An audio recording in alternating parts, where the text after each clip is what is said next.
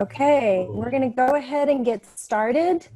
Welcome to remote learning from survival to exceptional. And this hour's topic is action-based assessments.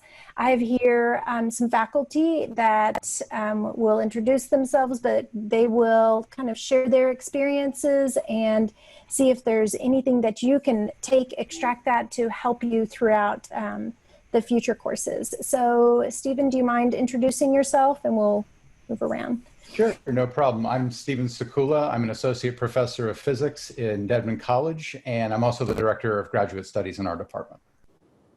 Awesome. Bivin? Hi, I'm Bivin Sadler, and I teach in the Masters of Science and Data Science program that's completely online here at SMU, and then teach in the staff department as well. Great. Ed? Well, I have a lot in common with Bivin. I'm actually a professor of marketing and the chairman of the marketing department, but most of the courses that I teach are in analytics, both in to our master's degree students and our students who are tracked in business analytics. So a lot of quantitative information as well. Great. And then David? I'm David Jacobson. I'm a professor of practice, and I don't teach analytics, although in my global business strategy class, there is actually a substantial amount of analytics, much to the chagrin of the people who got used to me teaching law and strategy. But I'm excited to be here and to learn from all of you. Great, thank you. So I'll kind of start with reading the title of this. And so multiple choice, true and false, is that measuring learning outcomes? This panel will discuss alternative methods to assessing student learning. So I guess kind of the first question is, what are some alternative methods that you have used beyond your typical quiz, Canvas quiz, or even paper quiz or exams that are multiple choice? What are some things that you have done in the classroom that you feel like helped you measure really what these students are learning? Whoever would like to speak up. If not, I can ask. Well, I'll give it a shot. We actually in the business school have really tried to focus on experiential learning and to basically take the tools, and I'm speaking from my perch as an analytics teacher, taking the analytics tools that we've learned and use them in a data discovery process. So it's really applying what they've learned to a more realistic situation. And I take between almost a third of the semester to do this in a serial way. And some of the things are just sort of fortunate that they've worked out. Others were a little bit more thoughtful. But ultimately, the students are practicing this. And it becomes an issue of mastery. And they do it the first time, and it doesn't work out as well as it might. And then they do it again, and then it works out better. And you know, they apply these tools, and in achieving these learning objectives of application, they start to understand the purpose and what they're learning these things for. And so that's been a real win for us, I think. And Stephen, what about you? Oh. Go ahead.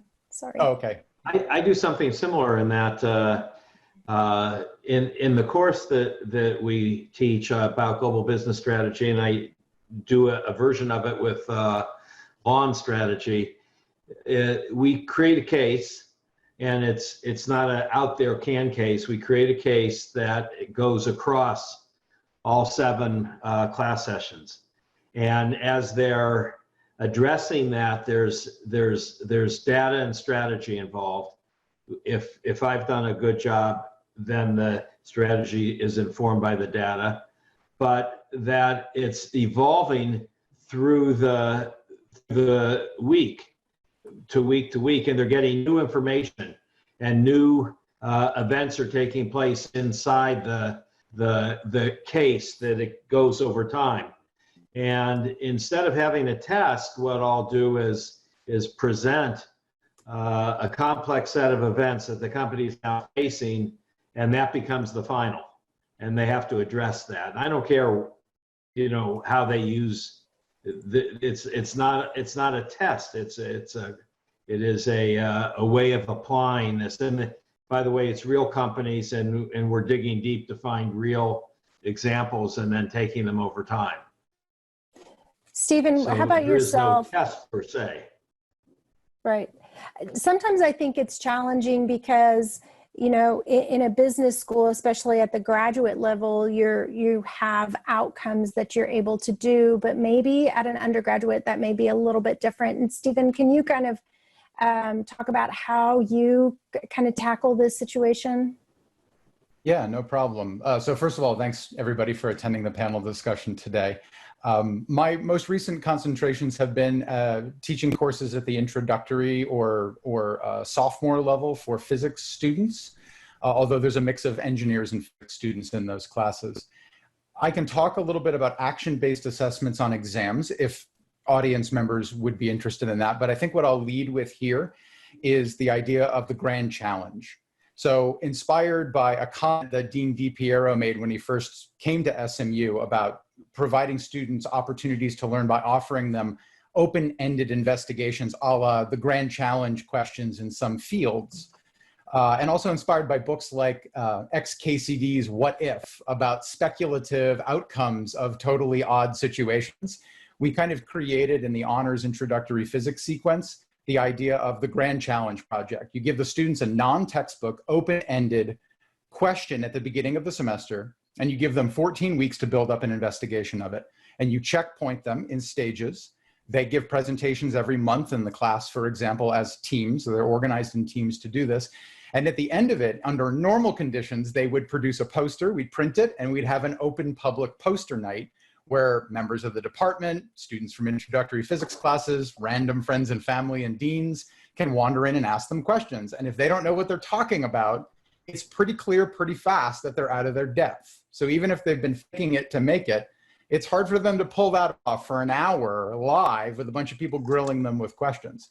This semester, what we did instead was we spent more time grilling them beforehand and then had them produce videos and digital copies of their posters, which we were then peer assessed by having members of the department offer reviews using a qualtrics survey of their work. So that's one of the examples where you have something they couldn't go and cheat off of anyway. They couldn't copy it down. There's no multiple choice answer to this. It's an open-ended investigation of a weird question. And it's up to the students to drive that. But ultimately, at the end of the day, they're judged on whether or not they've used physics to do it.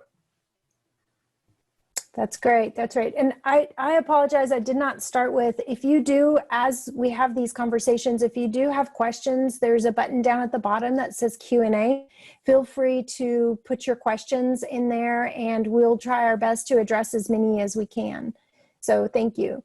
And that's a great example, Stephen.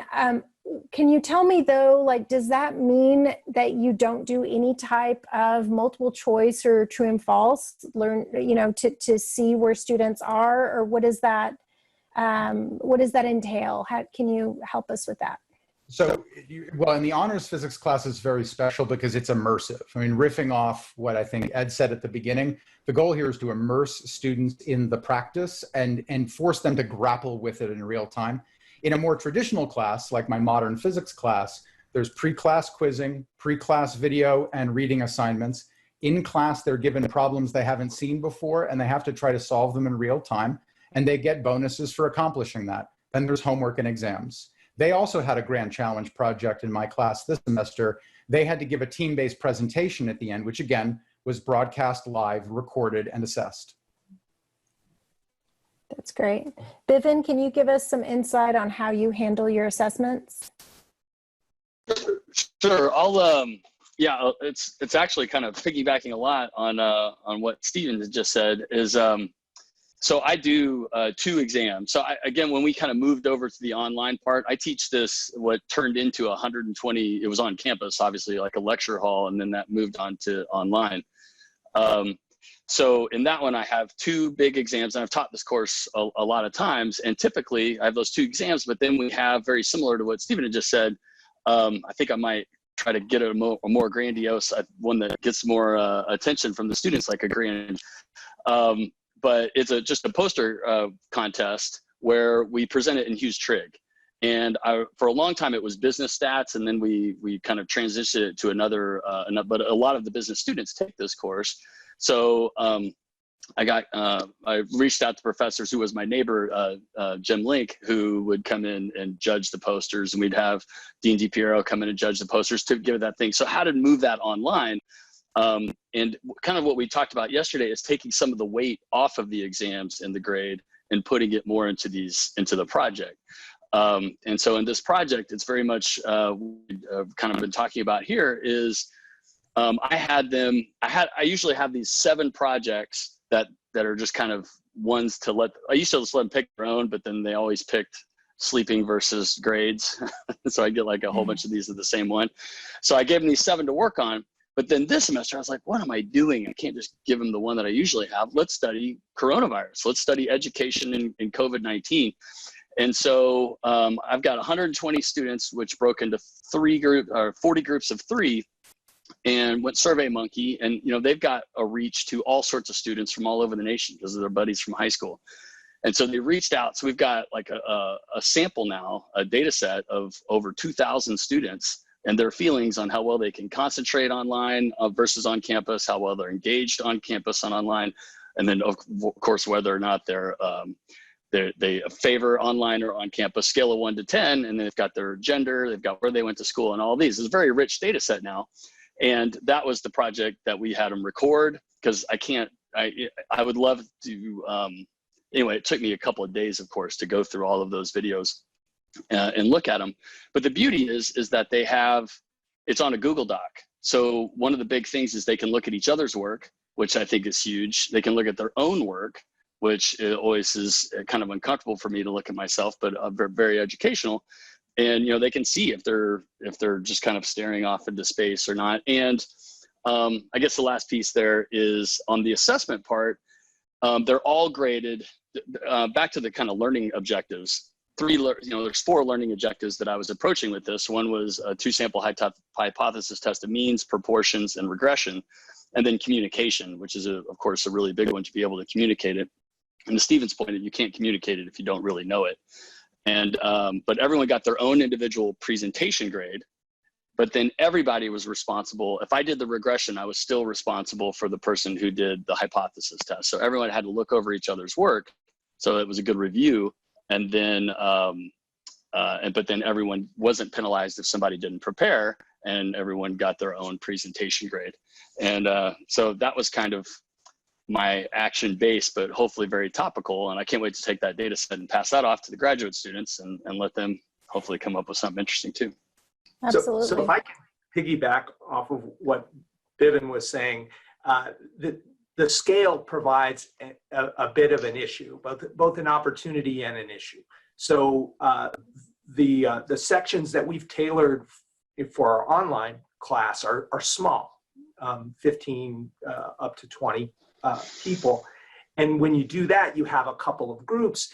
And when people present in a group, in a setting like that, and you have 3 or 4 groups, well, then they're active and engaged, and you ask them, to assess the other teams, and then they learn something from those other teams. When the scale is too big and you have 40 groups, as Bivin was saying, they're not going to see 40 other groups, and maybe you can assign them some small numbers so they can assess each other's. One other thing that I did in this smaller section size setting, well, that's alliterative, is we would take a slide, and I would ask the team to pick out a slide that they wanted to talk about, and then we would workshop that within the class and say, how could we have conveyed that information better? And it's surprisingly helpful. The point is that students evaluating and helping other students in a positively framed, with a positive frame, can actually help that situation and enhance the online learning environment. That's great. Thanks, Ed. And I think one of the comments that I've received in the past, when I talk to people about these action-based assessments and just really taking a look at projects instead of trying to assess students with multiple choice or exam kind of based, is the feedback I get is, well, I have a huge class. I have, it's not scalable for me. So what suggestions would you have for faculty that feel like, it sounds great if you have 20 students, but I don't have 20 students. How do I scale this up? So I can tell you something I've done that didn't work out so great. Hey, that's okay. We're all here for learning. Exactly. So I did this in a class with larger scale. I think there were 50 students per class, and we divided it up into about 10 or 12 teams. I can't remember off the top of my head, but I wasn't going to have the students sit in a live session and listen to 12 presentations about the same topic that they had done. So I asked the students to, and you helped me with this, to create video of their presentations and then upload the video, which actually got some really interesting results and some really fine presentations.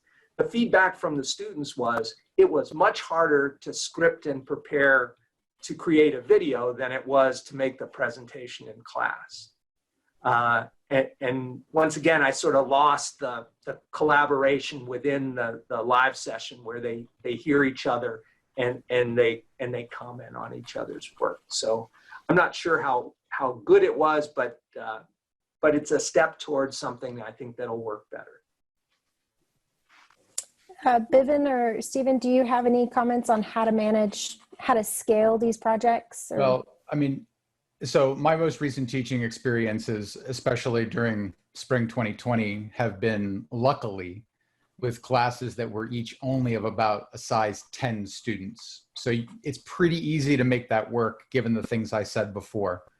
If I was instead going to be back in a situation I was in, say, 2 years ago, where I was in front of 120 Physics 1 students, most of for whom it's the first semester of college or something approximately the first semester of college, grand challenge is out the window. There's no way that I'm going to be able to manage to do something like that.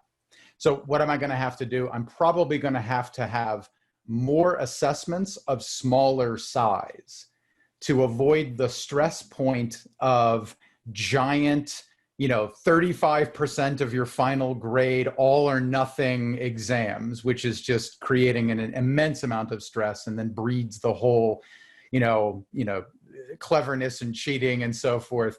Rather dicing that up into maybe bi-weekly, something like that, smaller chunk assessments, probably a mix of multiple choice, and because I'm a physics professor, I've got to get them to show me if they can solve a problem. So for that, I'd have them upload their work, and I'd have a point and click rubric.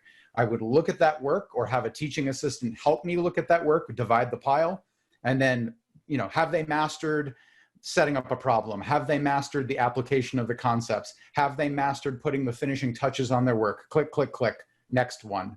And, with a class of 120, maybe you break that up between yourself. And if you're lucky, if you have a teaching assistant, maybe you only have 60 now to grade. You can probably get that done relatively quickly if you know what you're looking for. I think most of us do know what we're looking for. You bring up an interesting point. You're saying click, click, click. And to me, I know what you're talking about. To me, I'm thinking he's looking at a rubric. These are the different points that they receive according to a rubric. Can any of you guys speak on using a rubric and how it's helped and what you use rubrics for and why you would or wouldn't use a rubric? I have a rubric dialed up real quick. That's what we were talking about before. Can I just show this rubric? Absolutely. Awesome. That was played perfect. So if I just share this real quick, I promise not to be out here too long. But actually, right. So that is the rubric for the project. that we had done.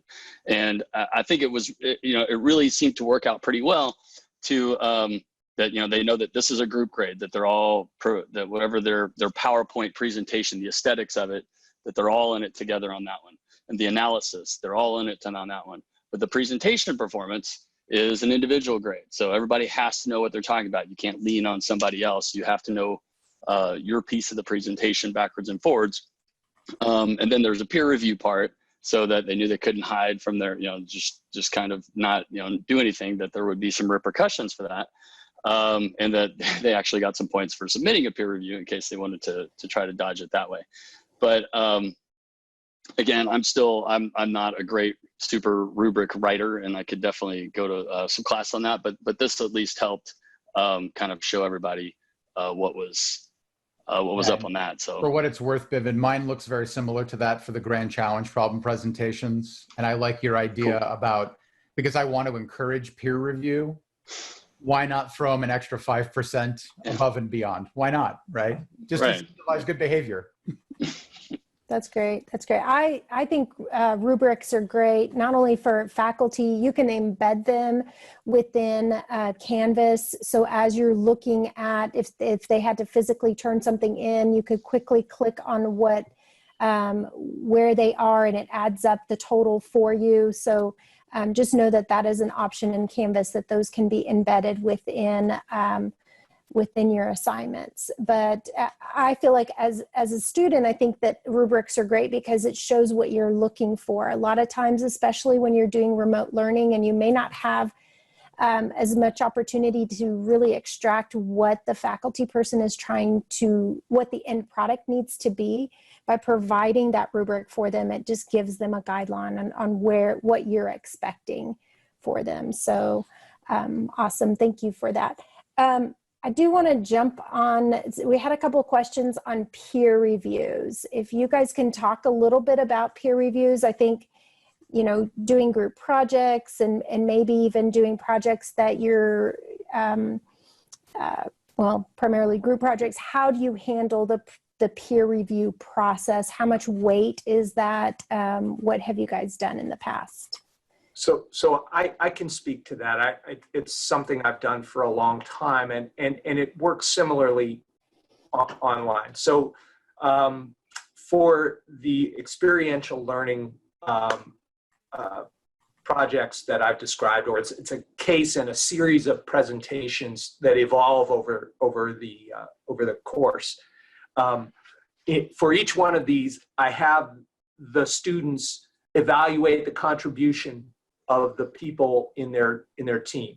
So out of 100 points, they allocate those points to the different members of the team. And typically they allocate them evenly, but it helps me identify somebody who's free riding, and I will take some points off the final grade if someone is shown to be free riding. By the same token, if there's someone who's acknowledged to have contributed more, then I try to reward that as well by going over and above. But it's really outliers I'm looking for, people who did significantly more, significantly less. And then when the teams are small, or when the section is small, and I can set it up so there are 3 teams. I have each team select which of the other teams did a better job. And I give them criteria, and it's a choice task. They say, team A or B. I thought they did a better job, and I give them basic criteria. And that has a marginal effect on the grade. So I incorporate that into the grade. So the students are evaluating the members of their team, and then they're also evaluating what the other teams came up with. It's much easier if the section is small. I haven't figured out how to scale up the evaluations of other teams, but it doesn't matter how many teams you have. They can, and I believe to some extent should, evaluate the contributions of the other members of their team. Yeah, and I can riff off that a little bit. So for my modern physics grand challenge problem, peer review is part of how I get the final grade for each team. Just as Bivin noted in his rubric, there's an individual assessment, and there's a group assessment.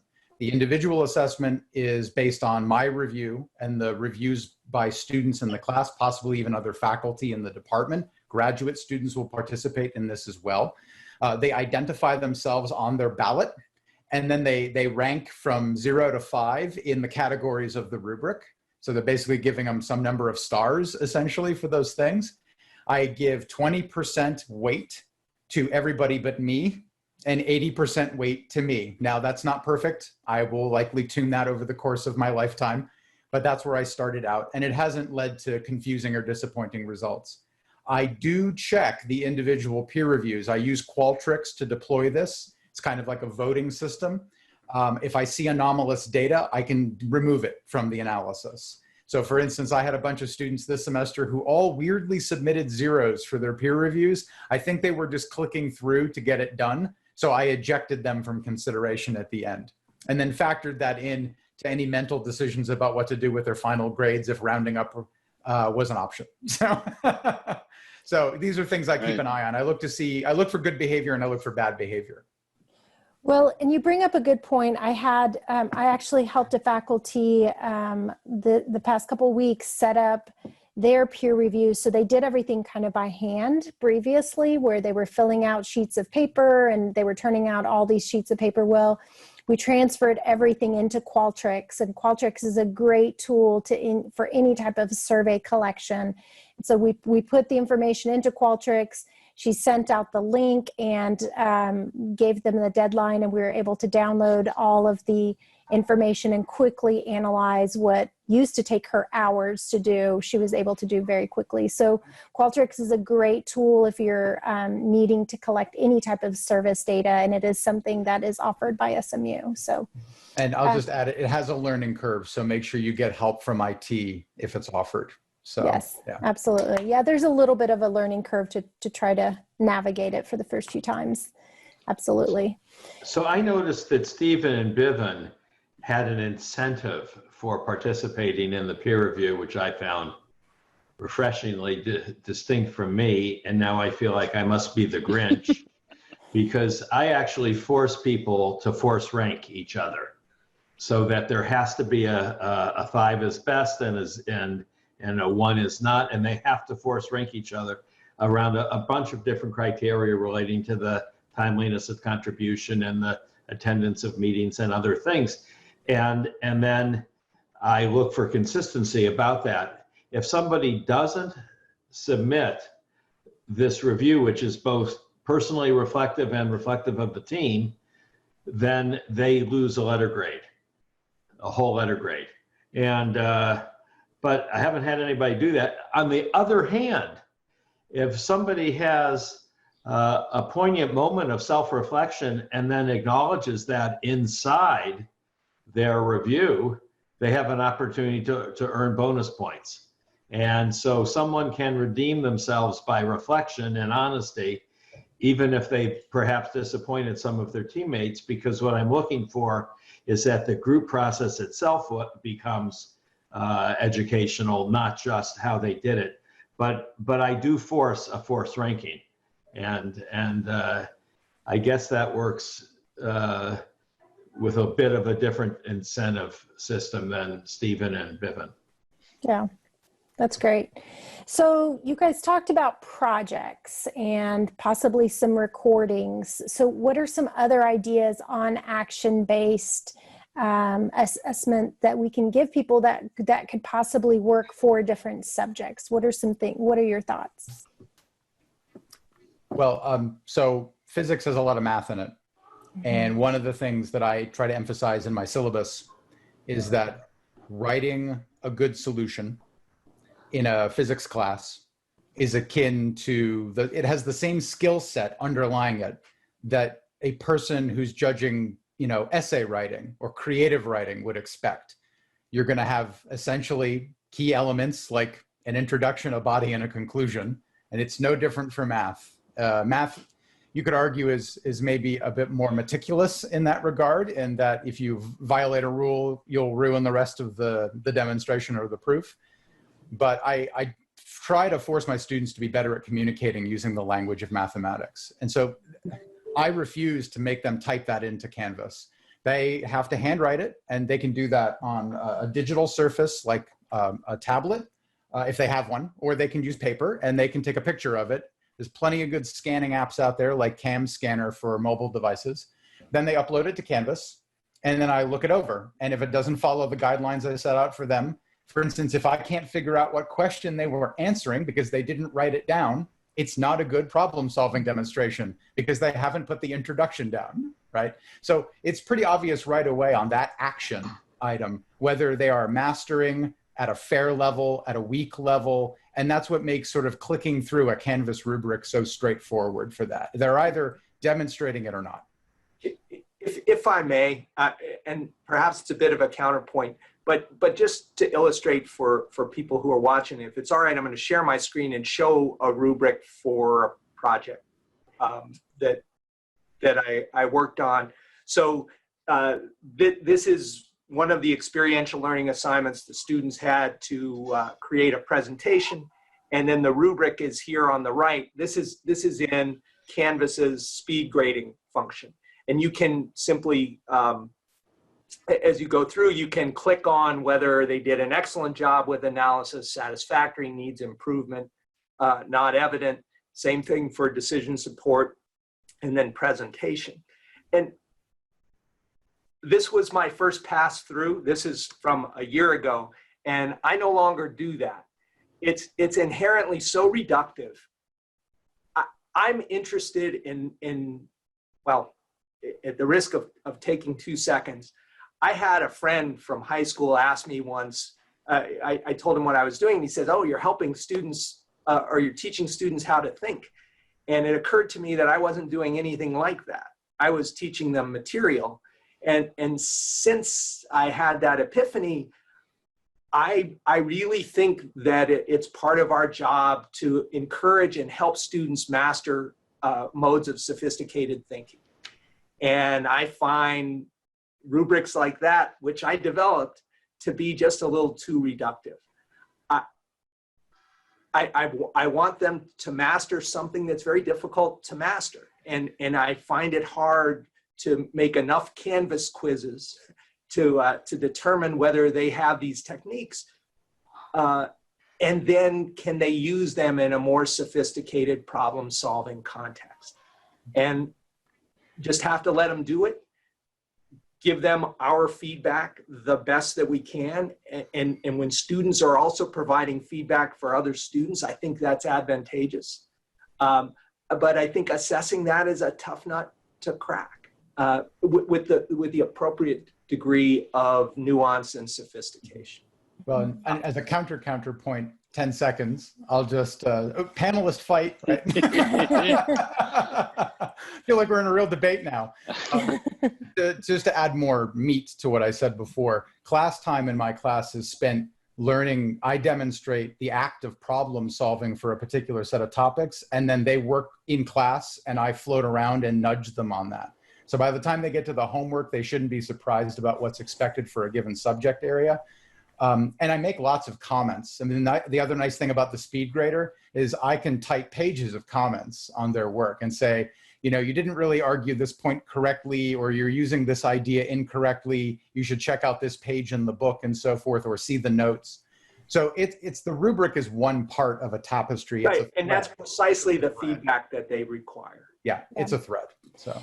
Okay, so we've got about 10 minutes left. And so let's say that I'm a faculty and I'm very interested in, you know, I want to do action-based assessments. Like, how do I start? Where do I go? What advice do you give as far as giving them guidance on what to do next? And if you guys can each give us input on that, that would be great. Well, so as I said, I have this integrated into a semester-long course. It happens for me in week 6, week 10, and week 13 of the semester. And that spacing, which works well with my material, actually works very well so that the students get a first pass at the kind of thinking I'm trying to propose to them, and they do it once, and then I give them feedback on how they did and what they didn't do, and how they used quantitative information effectively or not so effectively. Did they interpret or infer from the data what the data said and what they might have missed? But then 3 weeks later, they get another shot, and they can incorporate that feedback, and just the sequencing of that cadence helps them master the more sophisticated kind of thinking that I'm trying to get them to use. That's great. I think feedback is so key, especially when you're doing these projects, because, you know, the idea is for them to take, okay, they submitted something, you give them feedback, and then they learn from that feedback, and they're able to push kind of their level to the next level with that. So feedback is very key. A final point on that: if the feedback only goes to that team, then I've lost a learning opportunity. And you know, to help at least distill the feedback for the entire group, I think it enhances what they take away. Awesome. David, what's your advice as far as, okay, I want to do action-based assessments. Where do I start? How do I move forward with it? Well, so for me, and I think I mentioned this a little bit at the beginning, the action-based assessments that I am trying to get them to do, I allow that to flow over the entire course of every single module. And then it builds upon each other. It's building because of lessons learned in the material, and it's building because of the way they apply those lessons to whatever new event is happening inside the event, inside the case. But the reason I do it from day one, they have to come with to the first class ready to have completed a group assignment. So I assign the groups ahead of time. I don't care about their study groups, I assign it. And so by the time I see them, it's the first one is in. And after that, I'm critiquing their approach to it. And very often I'll see people come up with ideas that were different than mine, but very good. And so what I'm doing is critiquing the approach so that by the second and the third week, they're in their own rhythm. And if they're not, if they're slacking off, then I address it again. But I'm grading each segment of every single week of what they're doing as it aggregates to the final. And so that's how I do it. But I just learned something from Ed, who I have been learning from since the day I met him, which is this notion of sharing the feedback across the groups. I think is so valuable. And now I'm a bit embarrassed that I never did that. So thank you, Mr. Fox. Awesome. And we did have a couple, before I let Bivin and Stephen answer that question, we did have a couple questions that came through. In an online environment, what is the ideal size of a team for a project from your experiences? If anyone wants to kind of jump in. And workload driven and expertise driven. You know, if there's a lot of work and it needs to be allocated across people, I wouldn't want a team of more than 6. I think somewhere between 3 and 5 tends to be a really good size. But you know, it depends on how much work they have to do, frankly. Right. Okay. And then I did get another question on, does anyone have does anyone use the peer review option in Canvas? I know there is a peer review option. I'm not very familiar with it. Yeah, it exists. I've never tried it. Okay. So, yeah. Same. Awesome. Same. All right. Okay. So Bivin, do you mind answering okay, I want to start. Sure. And where do I go? How do I do this? Awesome. Well, yeah. Well, first of all, if I can piggyback on that other one, for my classes, I've really found 2 to 3 is about what I can handle. And mine are typically undergrad, freshman, sophomore level classes. If I have more than 3, and just because I give them the same, you know, the workload is definitely, if there's a lot of work, typically the work that I give them if there's more than 3, then somebody's definitely going to kind of lean on the other ones. And I can't really track who's doing what work. But on the other one, I think it's a low bar. That's the good thing right now. And, you know, taking the good with the bad is, what did I put on here? Oh, basically your imagination is what's going to drive you. So whatever you think you could have done on campus, try to think how you could do it online. And that's really the fun part.